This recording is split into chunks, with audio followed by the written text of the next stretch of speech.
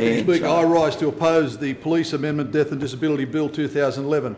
As a lot of the other speakers have said, Mr Acting Speaker, this is a dark day for New South Wales and for the New South Wales Police. It's a dark day for the Liberal Party as well, Mr Speaker, for this despicable act that they've done to go up to an election promising everybody not to touch anything, that everything was going to be fine, that they'd look after all the workers in the state, they wouldn't touch the police force. And what they do within 7 or 8 months, they come in here and whack this type of bill on the table, which is taking the rights of the police to go to the Industrial Relations Commission and argue their case if so needed. Mr Acting Speaker, this bill is a blatant attack on our police and attack on our community. My electorate Cabramatta is served and protected by 2 local area commands, Cabramatta LAC and Fairfield LAC, and great police officers and great commanders of those 2 commands, Mr Speaker. The hard-working officers of these 2 commands front up every day, every single day, fearlessly confronting situations that the rest of the community, when needed, call on them for help. The police on our streets are a symbol that during times of chaos, order is present, and order will confront chaos and restore peace and civility. Our police protect us and our community, and they do a damn good job of that, Mr Speaker. As a local member, I've always made a commitment to bring any concerns that the hard-working men and women of the New South Wales Police Force have and do everything I can to support them. For this, a federal government to terminate the existing industrial awards-based scheme to death and disability payments and replace it with a weak, watered-down version is not on. The New South Wales Police Association won't stand for it. The New South Wales Labor opposition certainly won't stand for it. No. And at the next state election... Order. There's too much audible conversation going on in the House. Hansard are having trouble listening and understanding what's going on. So please, if anyone wants to have a conversation, could they please leave the House and have their conversation outside? Mr Acting Speaker, the New South Wales Police Association won't stand for it. The New South Wales Labor opposition won't stand for it. And at the next state election, Barry, you'll find out that the voters won't stand for it. Yeah.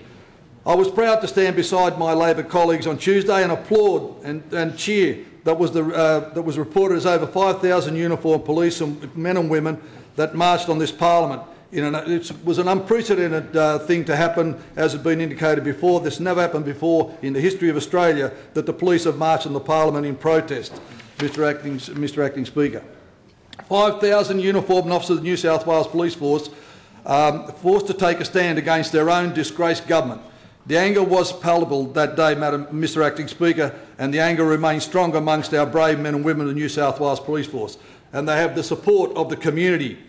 New South Wales left office in March of this year, Mr Speaker, and the New South Wales Police Force at its highest level, over 15,300 police officers to protect our community. The scheme that was introduced by the former Labor government recognised that the workplace occupational health and safety risks of police officers are both latent and active. Our legislation recognises that police work in dangerous areas, that police officers put their lives and their bodies and minds at risk every time they pull on their blue uniform. New South Wales understands the great commitment and sacrifice made by our brave serving officers every single day. We protect our officers, we take care of our injured, and we take care of the families of these who sadly made the greatest sacrifice of all in the line of duty. Mr Acting Speaker, if I may, I don't want to mention the officer's name, but again I've referred to this book, the Police Association of New South Wales, and it's Police Officer 25701. This gentleman's been in the police force for something like 23 years. In 1995, he was injured. He had a knee injury during his duties. He had to have an operation on that knee, and after some surgery, extended period of rehabilitation, he returned to full operational duties. Unfortunately, 12 months later, he injured the same knee. He had to have the same operation again. He again returned to full operational duties after some rehabilitation. Unfortunately, again, in 2010, the same knee was injured. This time he was told that he couldn't work again. He did try to go back to work, but was indicated by the medical profession that he couldn't do so. So he was going to be put out in pasture. But the thing that got me was the last paragraph, Mr. Speaker, that he wrote here. And he had to go in front an independent medical examination. And he's just had that just recently. And he writes, the results of the independent medical examination, I don't know what will come of that. What I do know is that I believe that if I ever found myself in this position, I would have the peace of mind of knowing that my interests would be looked after by my employer and that my family's future would be secure.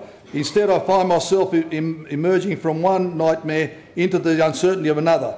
I don't expect sympathy or charity. I do expect to be treated in a fair and just manner. The proposed changes to the D&D scheme will further punish and penalise those members of the police force who have sacrificed their health and well-being along with their quality of life as a direct result of them serving for their community. Mr Acting Speaker, the end result of this new legislation from the O'Farrell government will mean a reduction in the benefits available to these officers, particularly those who have suffered psychological issues. In this day and age, society understands that psychological injuries and strains can be just as bad as physical injuries. Our mental health is a key factor in our overall health. This fact must be recognised as we move forward. This bill significantly reduces entitlements available to police officers in almost every scenario, including spinal injuries, major physiological trauma and permanent physical injuries. By removing the Industrial Relations Commission from the equation, the O'Farrell government is taking out the independent umpire in the hope of saving a buck. They are telling injured police and all other serving policemen and women they don't need the capacity to have a fair level of protection. Mr Deputy Speaker, we as a community ask our police force to protect us from dangers every day, to pound the pavement, to fight the evils of crime. We arm them with batons, guns and tasers, recognising the danger of the situation that they are likely to encounter. We arm them, yet now the government wants to take away their benefits when injury occurs. Policing is dangerous. There can be no argument about that, Mr Acting Speaker. There will always be, unfortunately as it is, an element of society that brings danger to the ordinary community. That element of society must be faced up to and the community must be protected. That is why we have over 15,000 serving men and women doing their duty of serving and protecting the community. We expect protection from the police. We expect our police to protect us, but the government won't protect them. The New South Wales Labor opposition will continue to stand up for the rights of those who protect us. Mr Acting Speaker, 5,000 uniformed cops made a statement in a sea of blue on Tuesday. The O'Farrell government is going to find that the community will be sending a strong statement at the next election at the ballot box. Mr Acting Speaker, I oppose the bill. The question is that this bill be now agreed to in principle. I call the member for Sydney.